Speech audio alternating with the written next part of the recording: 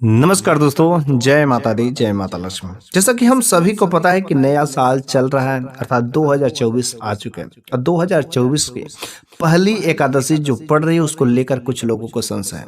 तो बस आज की इस वीडियो में मैं आप लोगों को पूरा अच्छे तरीके से और बहुत सिंपल और सरल भाषा में मैं आप लोगों को सब कुछ बताऊंगा इस एकादशी के बारे में। एक्चुअली जो जनवरी महीने की पहली एकादशी है, कुछ लोगों के मन में लेकर के संशय चल रहा है कि 6 तारीख को है या 7 तारीख को है।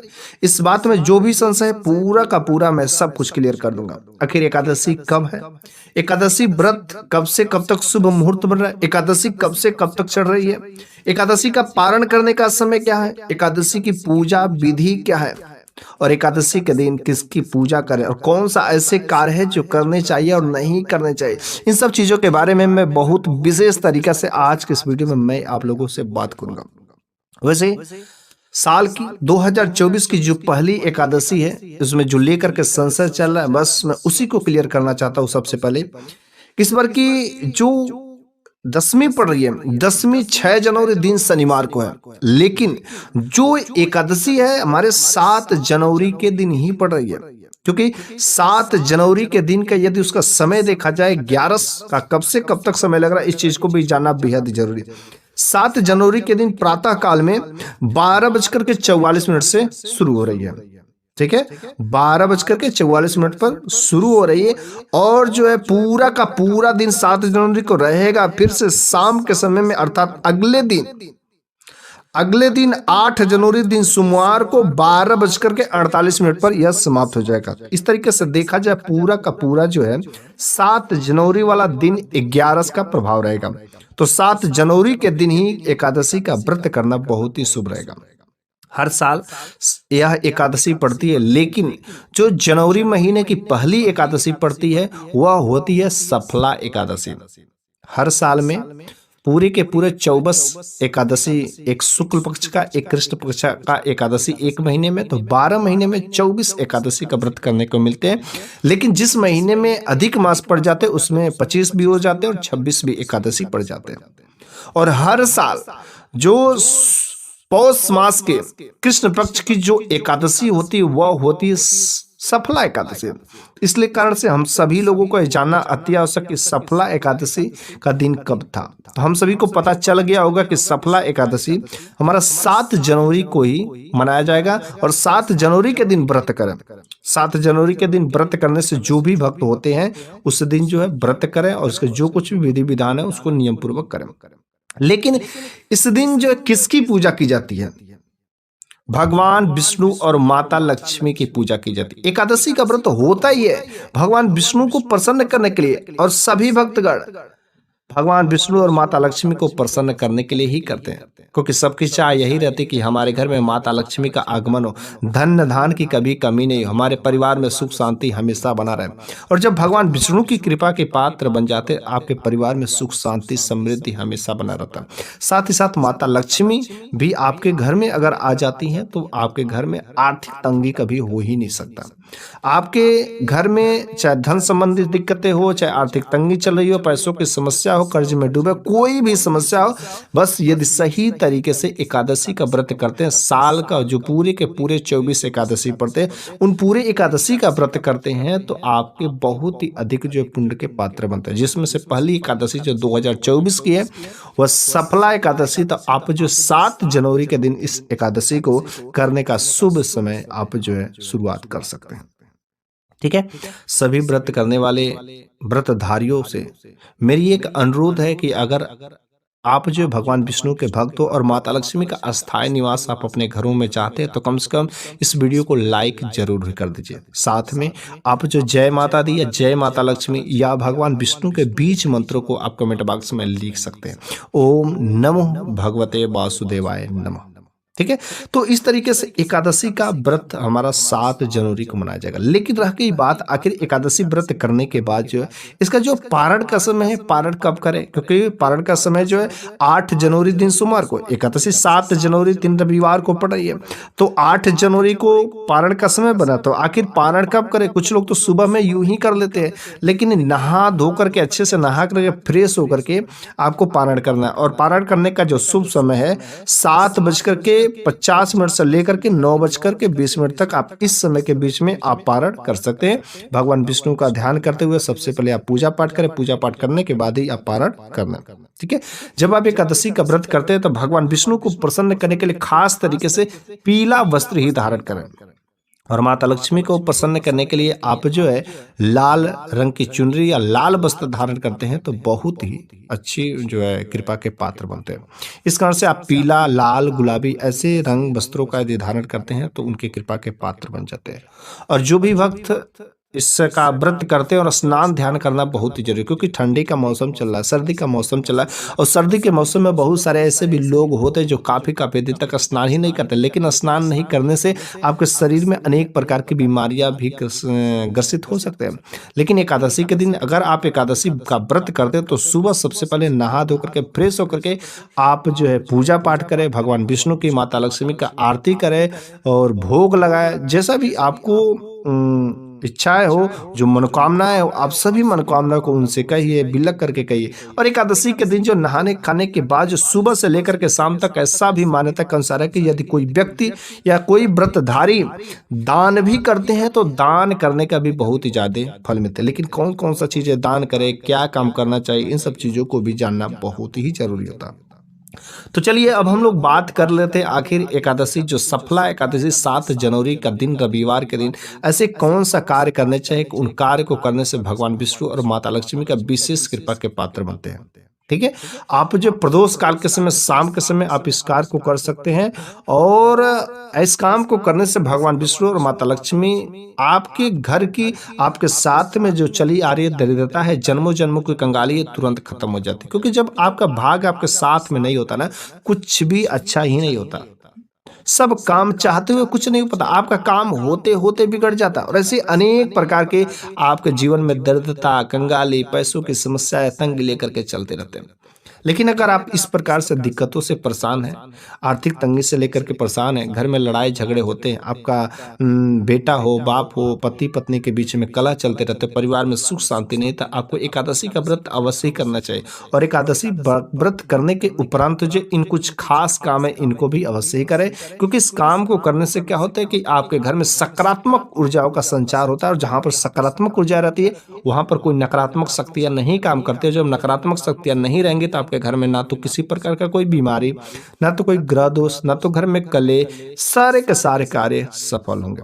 ठीक है, तो चलो हम लोग समझ लेते हैं आखिर कौन से वे कार्य करने। सबसे पहला नंबर की बात है कि जो एकादशी का दिन होता है भगवान विष्णु माता लक्ष्मी को प्रसन्न करने के लिए किया जाता है। और माता लक्ष्मी का ही स्वरूप जो तुलसी माता है, अर्थात तुलसी का पौधा आपके घर के आंगन में, प्रांगण में, दरवाजे पर कहीं ना कहीं अवश्य ही होना चाहिए।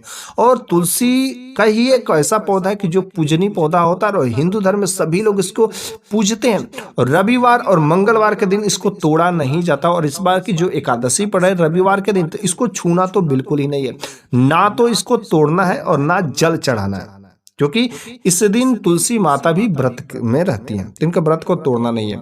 तो आपको करना क्या है, बस ध्यान से समझिएगा। पहले तो आपको एकादशी का व्रत करना, और एकादशी का व्रत करने के उपरांत प्रदोष काल के समय, शाम के समय में आपको जाना है, घी का दीपक जलाना है। और घी का दीपक जला करके आपको वहां पर तुलसी के जड़ के पास में रख देना, बल्कि उसको छूना नहीं है। ठीक है, टच नहीं करना है, ना तो उसको तोड़ना है, बस आपको वहां पर एक घी का दीपक जला करके रख देना। और उसके जड़ के पास से थोड़ी सी मिट्टी, ठीक है, थोड़ी सी मिट्टी उठा करके आपको तिलक कर लेना है, मतलब अपने ललाट पर लगा लेना है। इस काम को करने से क्या होती है कि बहुत अधिक जो है सकारात्मक ऊर्जा का संचार होता है। ठीक है, और इस दिन अगर कोई खास आप दुर्गा मंदिर, किसी काली मंदिर में यदि आप जाते हैं तो वहाँ पर जो कपूर अगरबत्ती जला के रहते हो, वहाँ से कुछ भभूत जो भस्म रहता है उसको भी उठाकर आप जो अपने ललाट पर तिलक के रूप में लगा सकते हैं या थोड़ा सा खा सकते हैं। इस काम को करने से बहुत अधिक आपके साथ में सकारात्मक जो शक्तियाँ का संचार होता है।